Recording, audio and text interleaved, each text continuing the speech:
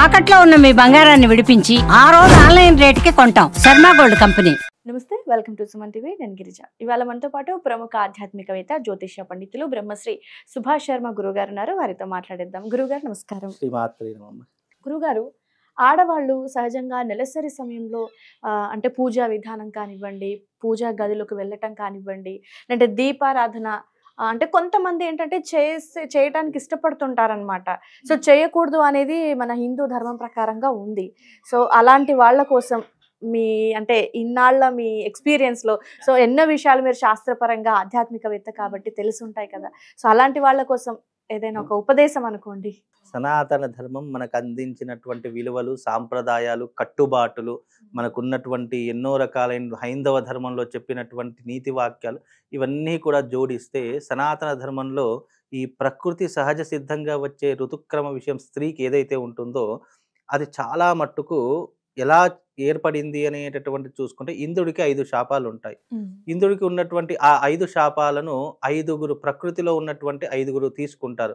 ఒకటి వృక్ష జాతి, 2 నీటి జాతి అంటే ఈ జలచరాలు, 3వది స్త్రీ, అలాగే 4వది వచ్చేసేసి ప్రకృతిలో ఉన్నటువంటి పశుపక్షాదులు, 5వది వచ్చేసేసి భూచరాలు అని చెప్పేసి చెప్పడం జరిగింది. అంటే పంచభూతాలలో ఉన్నటువంటి ఈ 5 ఇంద్రుడికి ఉన్నటువంటి 5 శాపాలను తీసేసుకుంటాయి అని చెప్పేసి మనకు శాస్త్రంలో చెప్పడం జరిగింది. మీకు పురాణం అంటే మనకు ఇంద్ర పురాణంలో కనుక తీసుకుంటే ఇంద్రుడికి ఉన్నటువంటి 5 శాపాలు తీసుకున్నటువంటి వారిలో ఈ 5గురు ఉంటారు. అందులో స్త్రీ కూడా ఉంది. అంటే స్త్రీ నెలసరి అయ్యేటటువంటి సమయంలో ఇంద్రుడికి ఉన్నటువంటి శాపం తీసుకోవడం ద్వారా స్త్రీ 5 రోజుల పాటు పక్కన బహిష్టు అని అంటాము. బహిష్టు అంటే అర్థం ఏంటి? దేనిని ముట్టుకోకుండా ఏ రకమైనటువంటి పని చేయకుండా భాండాగారాలను కానీ, ఇంట్లో ఉన్నటువంటి వస్తువులను కానీ, లేదా పూజాధికృతుల వస్తువులను కానీ, పూజా మందిరంలోకి వెళ్ళడం కానీ ఇలాంటివి చేయకూడదు అని చెప్పేసి శాస్త్రవచనం. ఎందుకు చేయకూడదు? ప్రకృతి సహజ సిద్ధంగా భగవంతుడు ఏర్పరిచినటువంటిదే, అందులో ఎలాంటి సందేహం లేదు. కాకపోతే స్త్రీకి ఆ 5 రోజులు ఋతుక్రమం జరిగేటటువంటి సమయం ఏదైతే ఉంటుందో అది మనకు ఇన్ ఫ్యూచర్ అంటే సైంటిఫిక్గా చెప్పాలంటే ఇన్ ఫ్యూచర్లో గర్భస్థ శిశువుకి కానీ లేదా మన గర్భానికి కానీ ఏదైనా ఇబ్బంది జరుగుతుండవచ్చు. లేదు అని అంటే కనుక హెల్త్ ఇష్యూస్ అంటాము, అలాంటి రోగానికి సంబంధించినటువంటి ఇబ్బందులు రావచ్చు. అలాగే ఆ సమయంలో స్త్రీ చాలా క్షీణించిపోతుందట. అంటే ఆ సమయంలో స్త్రీకి హార్మోన్స్ ఇన్బ్యాలెన్స్ కావడం కానీ, లేదా ఆలోచనలు అనేటటువంటివి విపరీతంగా పెరిగి కామకువాంఛలు పెరిగేటటువంటి లక్షణాలు ఏర్పడడం కానీ, లేదా ఆ సమయంలో పురుషుడు ఇద్దరూ కూడా ఒక దగ్గర ఉన్నారనుకోండి, ఆ సమయంలో ఋతుక్రమ సమయంలో పురుషుడు కామించడం కానీ లేదా ఆ సమయంలో కలవడం కానీ జరిగితే అప్పుడు హెల్త్ పరంగా ఇబ్బంది వస్తుంది ఒక రకంగా తీసుకుంటే. లేదు శాస్త్రపరంగా అలా కలవడం ద్వారా అనేక ఘోర ప్రమాదాలు జరుగుతాయి. ఎప్పుడైనా గుర్తుపెట్టుకోండి, సంధ్యా సమయంలో కానీ, నిషిద్ధ సమయాలలో కానీ, లేదు ఇలాంటి ఋతుక్రమం జరిగేటటువంటి సమయంలో కానీ భార్యాభర్తలు కానీ స్త్రీ పురుషులు కానీ ఎవరైనా కలిస్తే వాళ్ళకు పుట్టబోయేటటువంటి సంతానం రాక్షస సంతానమై ఉంటుంది. దేశానికి ప్రమాదం చేసేటటువంటి సంతానమే పుడుతుంది. హైందవం మీద తిరుగుబాటు చేసేటటువంటి ఒక ఆలోచనలతో పుడతాడు. భగవంతుడంటే పూర్తిగా విరుద్ధంతో పుడతాడు. భగవంతుడంటే రాక్షసుడిలా చూసేటటువంటి ఒక రాక్షస జాతిలో పుట్టినటువంటి సందర్భాలు ఏర్పడతాయి అనేటటువంటి కొన్ని ఆధారాల కారణం చేత ఇలాంటి సందర్భాలలో అస్సలు కలవకూడదు. ఆ సమయాలలో స్త్రీ ఎంత దూరంగా ఉంటే అంత మంచిది అని శాస్త్రంలో చెప్పడం జరిగింది. అంతేగాని ఇదేదో స్త్రీకి ఉన్నటువంటి ఈ ఋతుక్రమ విషయం ఏదో నిషిద్ధము, అలా చేసినప్పుడు ఏదో జరిగిపోతుంది అనేటటువంటిది విషయం భయపెట్టడం కాదు. ఇలా ఉన్నటువంటి సమయంలో స్త్రీ జాగ్రత్తగా ఉండాలి. నెలకు 30 రోజులు ఉంటాయి. నెలకు 30 రోజుల్లో 5 రోజులు స్త్రీ తప్పకుండా పక్కన కూర్చోవడం అనేటటువంటిది హైందవ సాంప్రదాయంలో పెట్టినటువంటి ఒక కట్టుబాటు. ఆ కట్టుబాటుని మీరితే ఏమవుతుంది అని అంటే అప్పటికేం కాదు, కానీ భవిష్యత్తు తరాలలో నీకు ఇబ్బందులు వస్తాయి. చాలా మంది ఏమనుకోండి, ఇప్పుడు ఏం జరుగుతుందో ఇప్పుడు మనకే తెలియదు, భవిష్యత్తులో ఏం జరుగుతుందో అప్పుడు ఎందుకు, వచ్చినప్పుడు చూసుకుందాంలే అని చాలా మంది విరవీగుతూ ఉంటారు. అలా విర్రవీగినటువంటి వారికి కాలం సమాధానం అనేటటువంటి ఏదో ఒక సమయంలో చెప్తుంది. అయితే గురుగారు ఈ మధ్య మీరు కూడా చూసుంటారు, ఒక లేడీ వచ్చేసి తను పీరియడ్స్ టైంలోనే అమ్మవారికి అభిషేకం చేస్తాను, అమ్మవారిని తాకుతాను, అన్ని రకాల పూజా విధానాలు పాటిస్తాను, నేను బయట ఉండను, ఆ గుడికి తను హెడ్ గా చెప్పుకుంటుంది. సో నేను చూడలేదు మరి.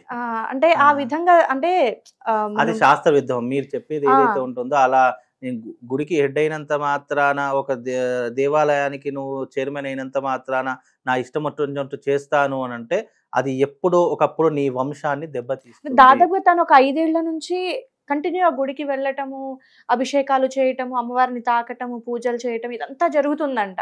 సో మనకు లేటెస్ట్ గా ఈ మధ్య బయటకు వచ్చింది, అది కొంచెం సోషల్ మీడియాలో వైరల్ అవుతుంది. సో అంటే నేను బాగున్నాను, ఇన్నేళ్ల నుంచి చేస్తున్నాను, నాకేం జరగలేదు అనేది చెప్తుంది. ఇక్కడ మీరు ఒకటి విషయం ఆలోచన, బాగుండడము అని అంటే ధర్మం ఎప్పుడు వెంటనే శిక్షించదు. అలా ధర్మం అయిన వెంటనే శిక్షించాలంటే ప్రపంచంలో మనిషి అనేటటువంటి వాడు భూమి మీద బ్రతకడమే చాలా కష్టమవుతుంది. కర్మ ఎప్పుడైనా మనిషిని ఎలా వెంటాడుతుందంటే దాని యొక్క ఫలితం అనేటటువంటిది నువ్వు ఎప్పుడు అనుభవిస్తావంటే నీ జీవితంలో చేసిన కర్మలన్నీ కూడా నీకు ఒక టైమ్ ఆఫ్ పీరియడ్ ఒకటి వస్తుంది. ఇప్పుడు అంతెందుకండి, ఒక వ్యక్తి దానికి ఒక చిన్న కథ కూడా ఉంది. గురువార ఏకాదశి వ్రతం కథలో తీసుకున్నట్టయితే ఋతుక్రమంలో ఉన్నటువంటి స్త్రీ ఇంట్లో ముట్టుకుంటే ఎలాంటి దోషాలు ఉంటాయి, గురువార ఏకాదశి కథలు ఊరికే పుట్టలేదమ్మా. ఇవి ఋషులు మునులు వాళ్ళ యొక్క అనుసరించినటువంటి ఏవైతే పురాణ కథలు ఉంటాయో వాళ్ళు అనుసరించినటువంటి ఏదైతే బాట ఉంటుందో దాని నుంచే మనకు కొన్ని కథలు అనేటటువంటి ఆధార రూపకంగా వస్తాయి. ఇలా చేస్తే ఏం జరుగుతుంది అనేటటువంటి కొన్ని కథల రూపంలో మనకు చెప్పారు. గురువార ఏకాదశి వ్రత కథలో చాలా క్లియర్ కట్గా చెప్పారు.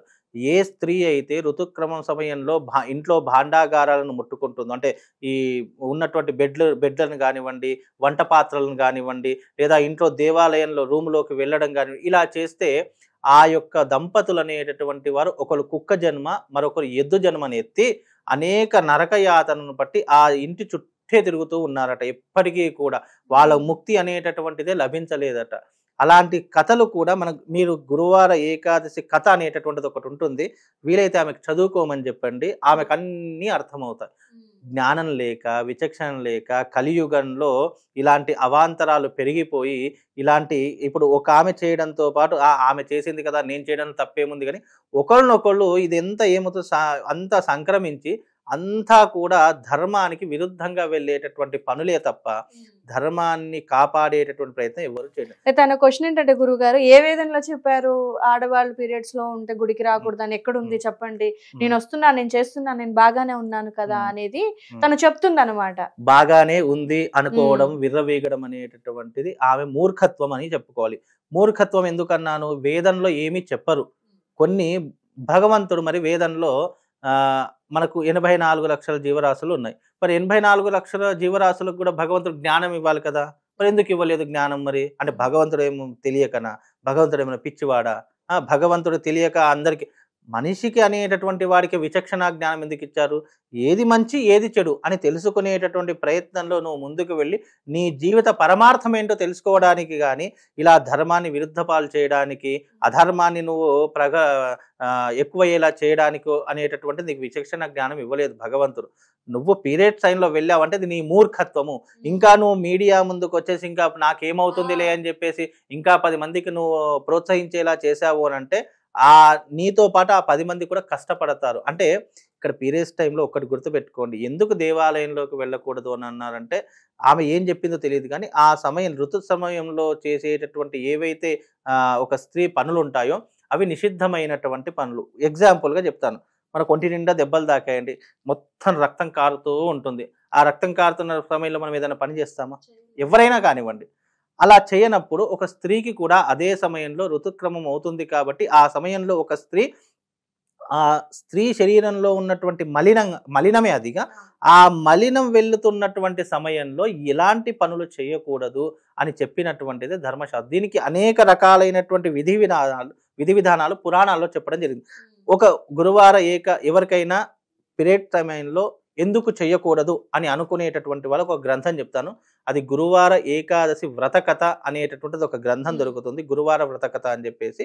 ఒక్కసారి అది తీసి చదివితే ఎందుకు చెయ్యకూడదో అనేటటువంటి పూర్తి విషయాలు అందులో మీకు అర్థమవుతాయి. టెక్నాలజీ పెరిగింది కదా, అప్పుడంటే ఇదే కదా, ఇప్పుడు ఇది టెక్నాలజీ మారుతుంది కదా, ఇప్పుడు చేయడంలో తప్పేంటి, అలాగాని అమ్మవారి యొక్క మూల విగ్రహాన్ని ఆమె తాకుతుంది అంటే ఆమె ఎనలేనటువంటి పాపాన్ని మూటగట్టుకుంటుంది అని అర్థం చేసుకోవాలి. ఎందుకంటే ఆ సమయంలో నిషిద్ధము అయినటువంటి సమయంలో చేయకూడదని మనకు ధర్మం ఏది చెప్పిందో అది మనం అర్థం చేసుకునే విధానంలో ఉంటుంది. ఎగ్జాంపుల్గా నాయన నువ్వు ఆ పండు కొయ్యకరా, ఆ పండు కోస్తే నీకు దారిద్ర్యం చుట్టుకుంటుంది అని అనుకున్నాం అనుకోండి, సరేలే చూద్దాం ఎలాంటి దారిద్ర్యాలు వస్తాయని చెప్పి పండు కోసామనుకోండి, ఆ దారిద్ర్యం అనుభవించేదాకా ఈ శరీరం ఉంటూనే ఉంటుంది. కాబట్టి ఎప్పటికైనా సరే ఋతుక్రమ సమయంలో మనము పూజా మందిరంకు వెళ్ళడం కానీ, ఇంట్లో అంటే ఈ యొక్క వంట పాత్రలు కానీ, ఇంట్లో వస్తువులను ముట్టుకోవడం కానీ చేయకూడదు. ఇంట్లో బట్టలను కూడా ముట్టుకోకూడదు. పురుషుడికి దూరంగా ఉండాలి. ఒక పక్కన కూర్చోవాలి. ఆమెకు ఎవరైనా సేవలు 5 రోజులు సేవలు చేసుకునేటటువంటి వారు ఒక సర్వెంట్ని ఆమెకు ప్రత్యేకంగా పెట్టేయాలి. అలా చేస్తేనే ఆ ఇంటికి ఎప్పుడూ కూడా అదృష్ట దేవతలు అనేటటువంటి వారు సంచరిస్తారు. అలా కాకుండా ఆ ఋతుక్రమ సమయంలో కూడా ఇల్లంతా ముట్టుకున్నాము, అన్ని పూజలు చేశాము, దేవాలయంలోకి వెళ్ళాము అని అంటే గనక అది ఎప్పటికైనా ఆ వంశాన్ని నిర్వీర్యం చేసేస్తుంది. ఇది మాత్రం ఖచ్చితంగా రాసి పెట్టుకోండి. వంశం నిర్వీర్యం అయిపోవడానికి ఇది ప్రధానమైనటువంటి కారణం అవుతుంది.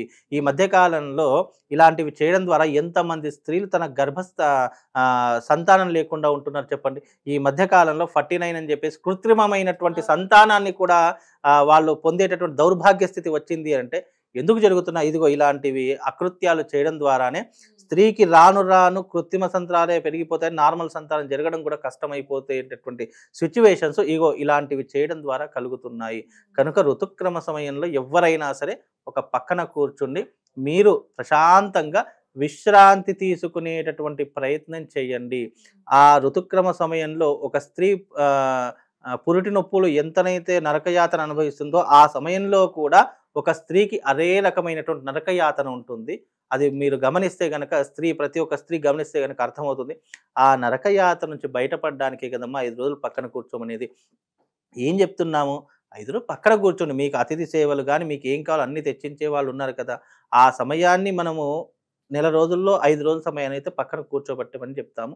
అది ధర్మంలో శాస్త్రంలో ఎలా ఇచ్చారు అనేటట్టు ఆమెకు కావాలి అనుకుంటే గ్రంథం పేరు చెప్పాను కదా, ఆ గ్రంథం చదువుకుంటే ఎందుకు చేయకూడదో అర్థమవుతుంది. ఇక్కడ శాస్త్రం తెలియకుండా, సాంప్రదాయం తెలియకుండా, ఆచారాలు తెలియకుండా చేసేటటువంటివన్నీ కూడా మూర్ఖత్వం అవుతాయి. అందుకే ఇలా మూర్ఖత్వంతో చేస్తే రానున్న కాలంలో స్త్రీలకు సంతానం కలగడమే చాలా కష్టమైపోతుంది. మీరు గుర్తుపెట్టుకోండి. ఓకే గురుగారు, సో చాలా చక్కటి విశ్లేషణ. ఎందుకు అని అంటే మూర్ఖత్వమే మీరు అన్నట్టుగా. ఏమవుతుంది ఏం కాదులే అంటే ఇప్పుడు జరగకపోవచ్చు, కానీ కర్మ అనేది వెంటాడుతుంది కదా. నేను మీకు మన సోమవతి అమావాస్య కథలో చెప్పాను, ఒక చీమ తెలియకుండా శివుడికి ప్రదక్షిణ చేస్తే కాశీరాజుకి పుత్రికగా జన్మించింది అని చెప్పాను. అంటే ఆ భగవంతుడు ఒక చీమకు అంత పెద్ద జన్మనిస్తే ఇలాంటివి అకృత్యాలు చేయడం వల్ల ఈమెకు ఎంత కఠినాత్మమైనటువంటి జన్మ వస్తుందో ఆమె అర్థం చేసుకోవాలి. కాబట్టి ఏదైనా కూడా భగవంతుడికే వదిలేసేయాలి. భగవంతుడు అన్నీ చూస్తూనే ఉంటాడు. కాబట్టి ఆమె చేసింది ధర్మమా అధర్మమా, తప్ప ఒప్ప అనేటటువంటి ఆమె ఆలోచించుకొని విచక్షణ జ్ఞానంతో కొన్ని గ్రంథాల పేర్లు కూడా చెప్పాను, ఆ గ్రంథాలు చదువుకుంటే ఆమెకు ఋతుక్రమ సమయంలో ఎందుకు చేయకూడదో ఆమెకు ఒక క్లారిటీ. ఓకే గురుగారు, సో చాలా కరెక్ట్ గా అంటే జనాలకి తెలియాలి. ఎందుకనంటే వాళ్ళ కొంచెం మైండ్ అనేది నెగిటివ్ లోనే ఉంది, ఇలా చేయొచ్చు ఏం కాదు దేవుడు పెట్టింది అనే దాంట్లో ఉన్నారు. కానీ సో ఎందుకు అని అంటే ప్రజెంట్ మనం చూస్తున్నాం సంతాన సమస్య అనేది చాలా విపరీతంగా ఉంది. సో దానికి ఏంటి రీజన్స్ అంటే మనం తెలియక చేసిన తప్పులే. 100% అమ్మా, 100% ఆమెకు సంతానం అయి ఉండవచ్చు, నేను ముట్టుకుంటే నాకేం కాలేదని విర్రవీగుతుండవచ్చు. ఆ విర్రవీగేటటువంటి గర్వం తలకెక్కినప్పుడు భగవంతుడు ఏదో ఒక రూపంలో గర్వాన్ని అనకదొక్కుతాడు కదా. ఆ వచ్చినటువంటి సమయము ఎప్పుడో ఒకప్పుడు ఆమెకు వస్తుంది. వచ్చినప్పుడు అప్పుడు అర్థం అయిపోతుంది, అప్పుడు మొత్తం తిరుగుతా ఉంటుంది. కానీ ఉపయోగం ఉండదు, జరగాల్సిందంతా జరిగిపోతుంది. ఇప్పుడు వర్షం ఆపే శక్తి మన దగ్గర లేదు, కానీ మన మీద పడకుండా మనకు భగవంతుడు కొన్ని ప్రొటెక్షన్ ఇచ్చాడు. ఏంటి గొడుగో రెయిన్కోటో లేదా ఇంట్లో కూర్చుంటే మనకు వర్షం పడే అంటే అంత శక్తిని ఆపే శక్తి మన దగ్గర లేదు, కానీ మనల్ని మనం రక్షించుకునే శక్తి జ్ఞాన శక్తి మనకి ఇచ్చాడు భగవంతుడు. ఆ జ్ఞాన శక్తితో ఆలోచిస్తే అన్ని అర్థమవుతాయి. ఓకే గురుగారు, చాలా చక్కగా తెలియజేశారు గురుగారు. మూర్ఖుల కోసం అనుకోవచ్చు. ధన్యవాదాలు గురుగారు.